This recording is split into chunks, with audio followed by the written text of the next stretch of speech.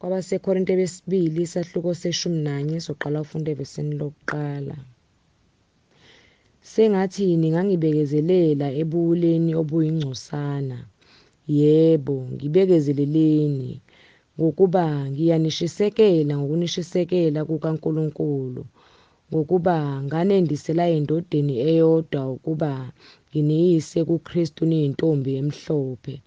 Kepha nginovalo lokuthi njengalokhu inyoka yamkhohlisa u-Eva ngobuqili bayo, kanjalo izingqondo zenu mhlawumbe zingadukiswa ziyeke ubuqotho nobumhlophe ngakuKristu.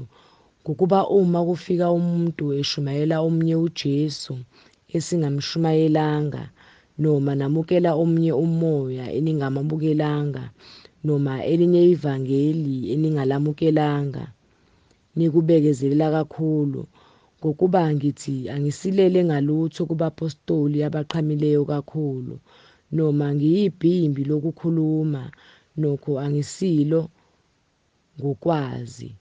Lokhu ngikubonakalisile kinina ngezindlela zonke ezintweni zonke. Kumbe ngonile yini ngokuzithoba ukuba niphakanyiswe nina? Lokhu nganishumayeza ngesihle ivangeli likaNkulunkulu na? Ngaphanga amanye amabandla, ngithatha iholo kuwo ukuba ngikhonze nina, nalapho ngikhona kini ngiswele. Angibanga mthwalo kumuntu, ngokuba abazalwane abavela eMakedoniya bakuqeda ukuswela kwami. Ezintweni zonke ngazilinda ukuba nginganisindi, futhi ngisezakuzilinda. Njengalokhu iqiniso likaKristu likimi, angiyikwaphoca lolu dumo ezigodini zase-Akhaya. Ngani na? Ngokuba ngingathandi na? uNkulunkulu uyazi. Kepha engikwenzayo ngizakukwenza futhi, ukuze ngibaphuce ithuba abafuna ithuba lokuba bafunyanwe benjengathi kulokho abazibonga ngakho, ngokuba abanjalo bangabapostoli bamanga, izisebenzi ezikhohlisayo, beziguqula abapostoli bakaKristu. Akumangalisi ngokuba uSathane uqobo uziguqula ingelosi yokukhanya. Ngakho akuyinto enkulu uma nezikhonzi zakhe ziziguqula izikhonzi zokulunga ezikuphela kwazo kuyakuba njengokwemisebenzi yazo. Ngiyaphinda ngithi, makungasho muntu ngami ukuthi ngiyisiwula, kepha noma kungaba njalo, nokho ngamukeleni njengesiwula, ukuze nami ngizibonge kancane. Lokho engikushoyo ngalesi sibindi sokuzibonga angikusho ngokwenkosi, kodwa ngikusho kungathi ngobuwula. Lokhu abaningi bezibonga ngokwenyama, nami ngiyakuzibonga, ngokuba abayiziwula nibabekezelela ngenjabulo. Lokhu ningabahlakaniphileyo ngokuba niyabekezela.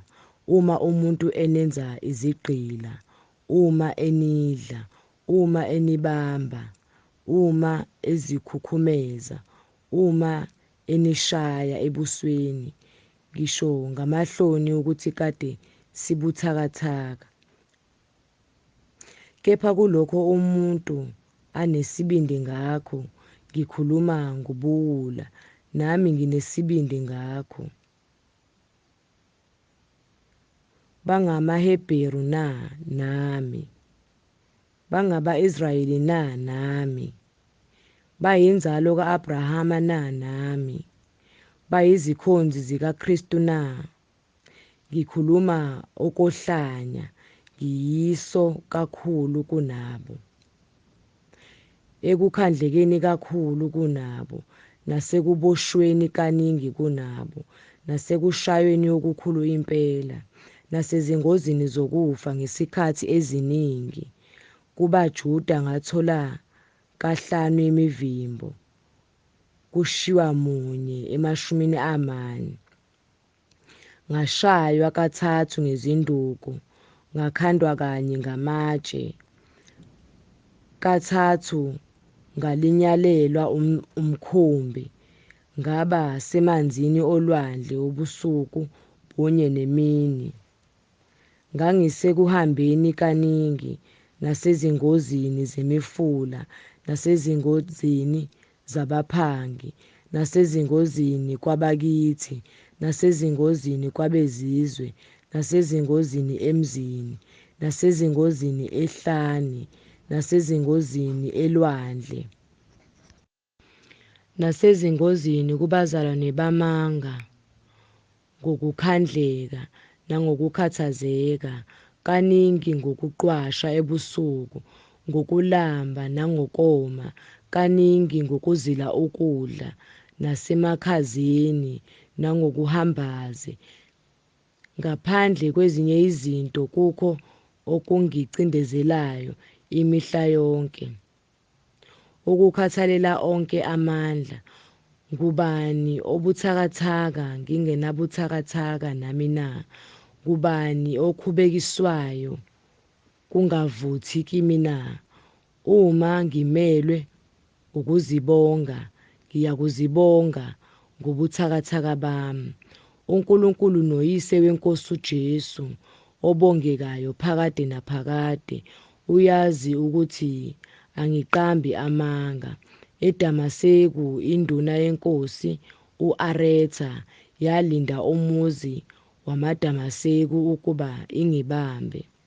Ngehliswa efasiteleni ngesilulu ogangeni, ngaphepha ezandleni zayo.